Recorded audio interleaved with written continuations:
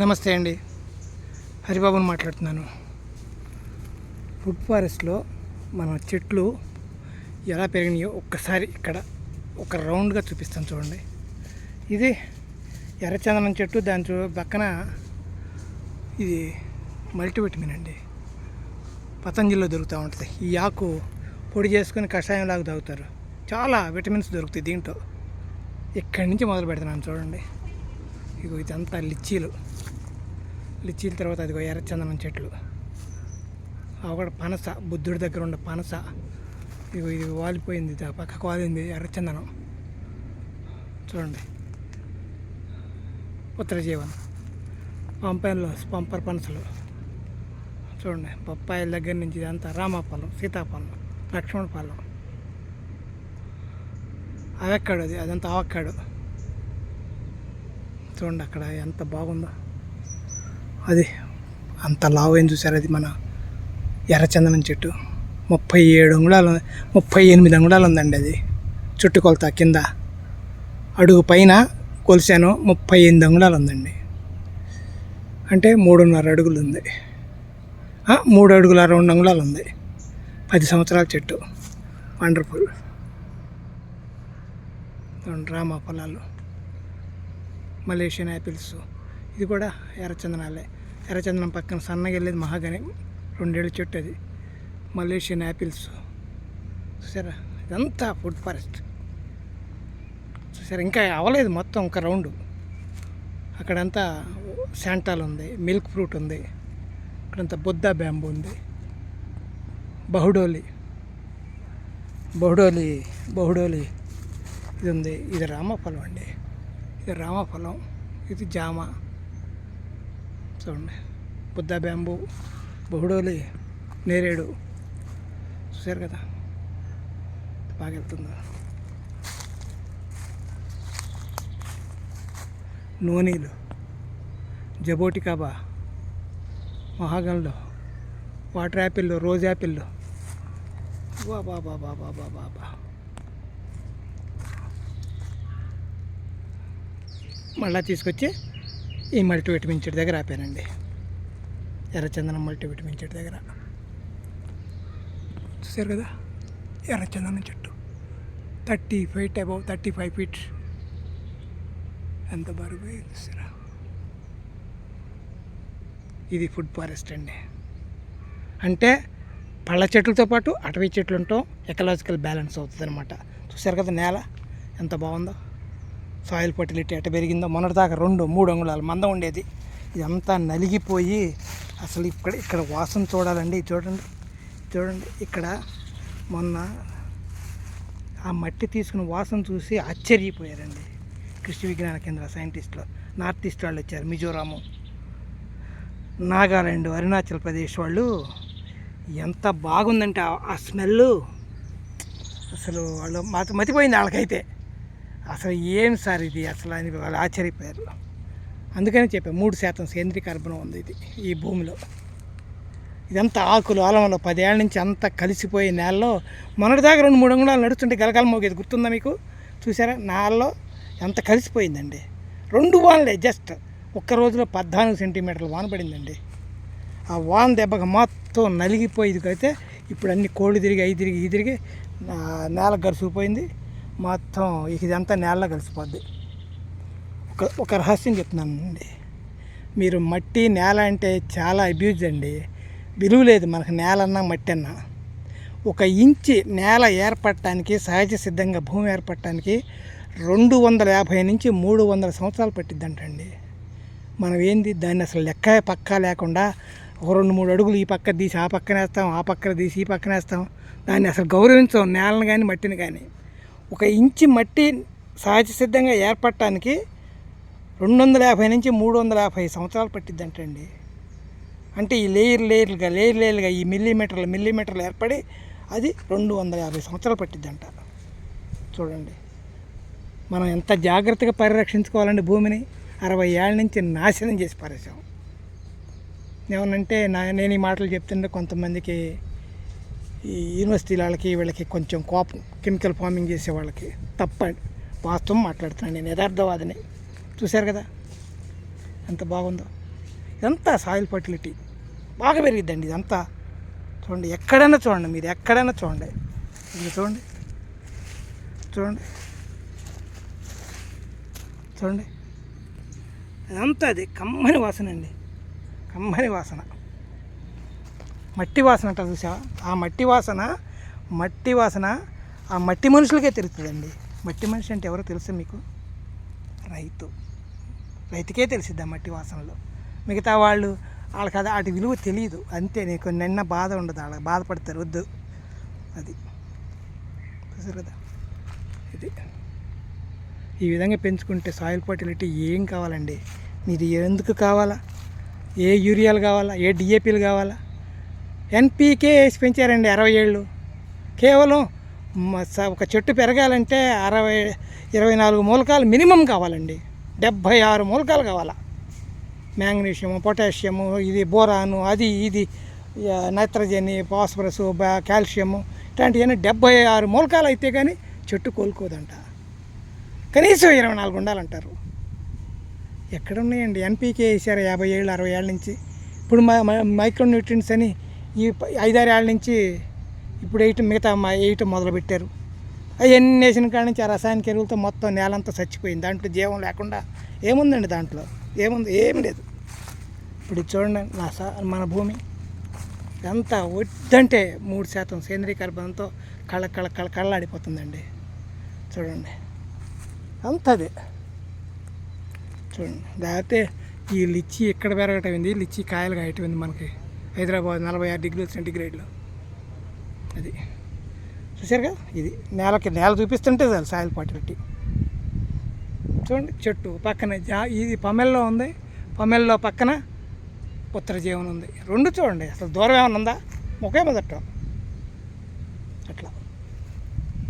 ఇక్కడ అంతేనండి, మహాగని and multivitamin. ఇదంతా ఒక ఫుడ్ ఫారెస్ట్కే చెల్లిద్దండి. అదనమాట. మీ సాయిల్ ఎంత చూసినా సరే తనివి తీరదండి. ఇది ఏం చేయక్కర్లేదు ఇక మనం ఏమి ఇంకా క్రమేపీ ఇది మన ఇది కూడా తగ్గించుకోవచ్చు, మన జీవామృతాలు కూడా తగ్గించుకోవచ్చు. ఎందుకంటే సాయిల్లో బాగా అద్భుతమైన మైక్రోబయల్ యాక్టివిటీ నడుస్తుంది. మైక్రోబ్స్, మైక్రో ఆర్గాన్స్, ఎర్త్వాము, పొంగై, బ్యాక్టీరియా ఫుల్ నిండిపోయింది. మన భూమి టెస్ట్ చేయించానండి నేను నేషనల్ NIPHM దగ్గర, national institute of plant health management దగ్గర. మన సాయిల్ ఇస్తే దాంట్లో ఎంత మైక్రోబ్స్ ఉన్నాయి, ఎన్ని మైక్రో ఆర్గాన్స్ ఉన్నాయి, ఎంత ఉందంటే నేను ఒక చిన్న మొండిగా చెప్తాను. 4 × 10 × 10⁹ అంటే 4 × 10 40 ఏమంటే 9 సున్నాలు పెడితే ఎంత ఉంటుందో ఒక మిల్లీగ్రామ్లో అంత మైక్రోబ్స్ ఉన్నాయంటండి. 4 × 10 40 ఏమంటే 9 సున్నాలు పెట్టాలా. 40 పక్కన 9 సున్నాలు పెడితే ఎంత సంఖ్య వచ్చిద్దో నాకు తెలియదు, 400 కోట్లో ఏమో. 1 గ్రాము మట్టిలో అంత మైక్రోబ్స్, మైక్రో ఆర్గాన్స్ ఉంటాయంటండి. వాళ్ళు టెస్ట్ చేసి ఇచ్చారు నాకు. వాళ్ళు ఆశ్చర్యపోయారు, ఇంత మైక్రోబయల్ యాక్టివిటీ, అది వండర్ఫుల్, సంతోషపడ్డారు. అది ప్రకృతిని అట్ట వదిలేస్తే నేల సారం అలా పెరిగిద్దండి. అర్థమైంది కదా రైతు సోదరులారా? చూడండి, వీడియో పెద్దదవుతుంది. అద్భుతం అన్నమాట. ఈ రసాయన వ్యవసాయాలు వదిలేసి 10 సంవత్సరాల నుంచి మనం హరిత విప్లవంలో బాయిలోంచి బయటపడి దీంట్లోకి వచ్చిన తర్వాత ప్రకృతి వ్యవసాయంలోకి మన భూమి ఎంత ఫర్టిలిటీ పెరిగి ఎంత అడవిలాగా అయిపోయింది సరే. మనకి పోటీగా ఇంత విస్తారమైన అడవి ఎవరు చేయలేరండి. నాకు తెలిసి నేను చెప్తున్నాను కదా, చాలా వీడియోలో చెప్పా. ఓన్లీ వన్ మన జెఫ్ లాటన్ చూశాను. అతను బిల్ మ్యాల్సన్ శిష్యుడు అండి. బిల్ మ్యాల్సన్ శిష్యుడు ఎవరు? జెఫ్ లాటన్ అనే అతను ఆస్ట్రేలియను. బిల్ మ్యాల్సన్ పర్మాకల్చరిస్టు, ఆయన శిష్యుడు అనమాట. చాలా రఫ్గా ఉంటాడు. మీరు ఆయన వీడియోలు చూడండి, చాలా తెలియగలడు. నేను చూశాను కదా అగ్రికల్చర్లో, మరి ఏం కోర్సెస్ చేశాడో ఏం చదివాడో కానీ వండర్ఫుల్ తెలియగలడు. అద్భుతం, చాలా మేధావి అసలు అగ్రికల్చర్లో. ఇదిగోనండి Malaysian Apple fruits, Malayan Apple fruits అండి. చూశారు కదా, ఇవి మలేషియన్ యాపిల్, మలయన్ యాపిల్.